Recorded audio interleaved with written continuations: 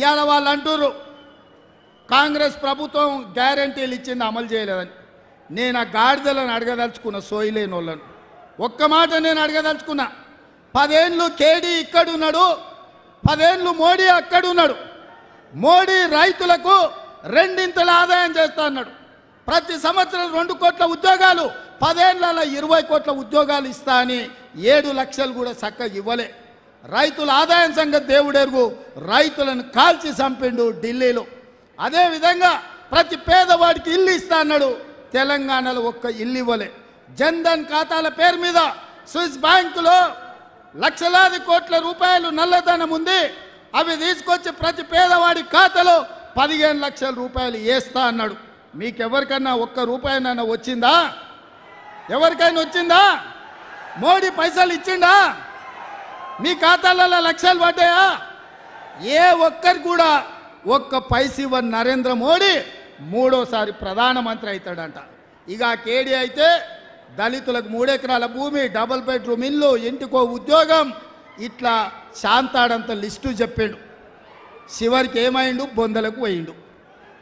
వాళ్ళు 10 ఏళ్ళ గాడిదలను కాసి ఇవాళ 100 రోజుల్లో మనం 6 గ్యారంటీలలో 5 అమలు చేసినాం సోదరులారా. అప్పుడే రేవంత్ రెడ్డి గ్యారంటీలు అమలు చేస్తలేడు, ఇక దిగిపో అంటుండు. దిగిపోనికి ఏమన్నా అల్లాటప్పగా వచ్చినాం అనుకుంటున్నావా? అయ్య పేరు తాత పేరు చెప్పుకొని ఎవరిని కాళ్ళు పట్టుకొని రాలే బిడ్డ, నీలాకటోళ్ళని తొక్కుకుంటా వచ్చి ఆ కుర్చీలో కాంగ్రెస్ పార్టీ కార్యకర్తలు కూర్చోబెడితే కూర్చున్నాం. 10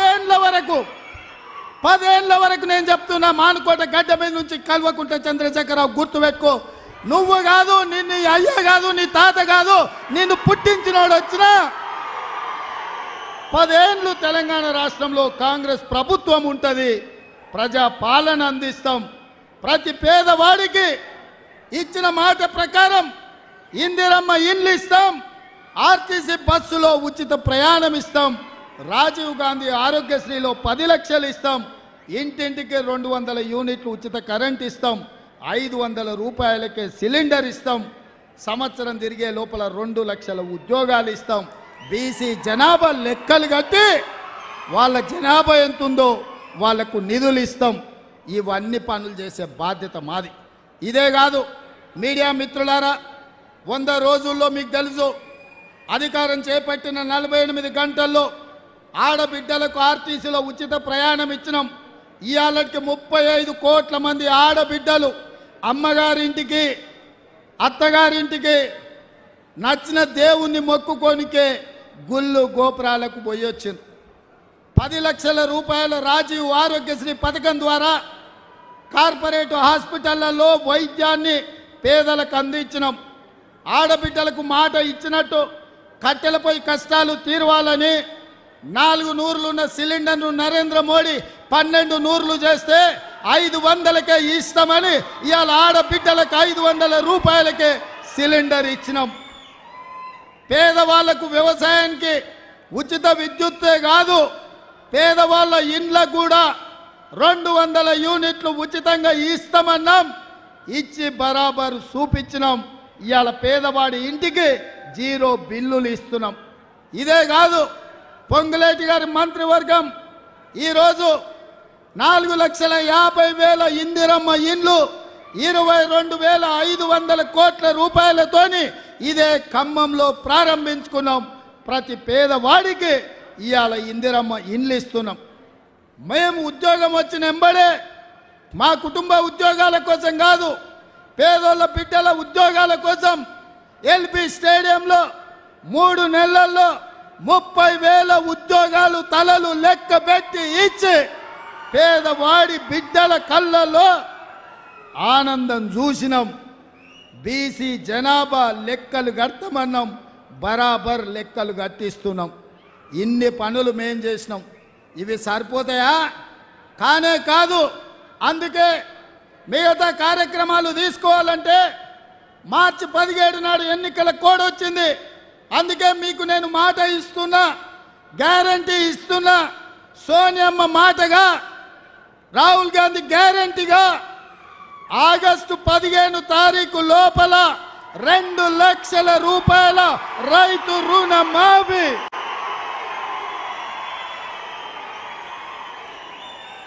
నా తెలంగాణ రైతాంగ సోదరులకు తుమ్మల నాగేశ్వరరావు గారి సాక్షిగా నేను మాటిస్తున్నా, భద్రాద్రి రాముడు సాక్షిగా నేను మీకు మాటిస్తున్నా, 15 ఆగస్టు లోపల 2 లక్షల రూపాయల రైతు రుణమాఫీ చేసి మీ రుణం తీసుకునే బాధ్యత నాది, ప్రజా పాలనది, కాంగ్రెస్ పార్టీది. ఇదే కాదు, వచ్చేసారి మీరు పండించే వడ్లకు బరాబర్ 500 రూపాయల బోనస్ ఇచ్చి మీ వడ్లు కొంటామని చెప్పి రైతులకు నేను మాట ఇస్తున్నా. మీరు ఈరోజు మా 100 రోజుల పాలన చూడండి, మా ఆర్టీసీ బస్ చూడండి, మా ఆరోగ్యశ్రీ పథకం చూడండి, మా గ్యాస్ సిలిండర్ చూడండి, మా ఉచిత కరెంటు చూడండి, మా ఇందిరమ్మ ఇళ్ళ పథకం చూడండి, మేము ఇచ్చిన 30,000 ఉద్యోగాలను చూడండి, మేము లెక్క పెడుతున్న బీసీల జనాభా చూడండి, మేము మాఫీ చేయబోయే 2 లక్షల రైతు రుణమాఫీ చూడండి, మేము ఇయ్యబోయే 500 బోనస్ చూడండి. ఇవన్నీ మేము చెయ్యాలని కంకణ బద్దులమై ఉన్నాం.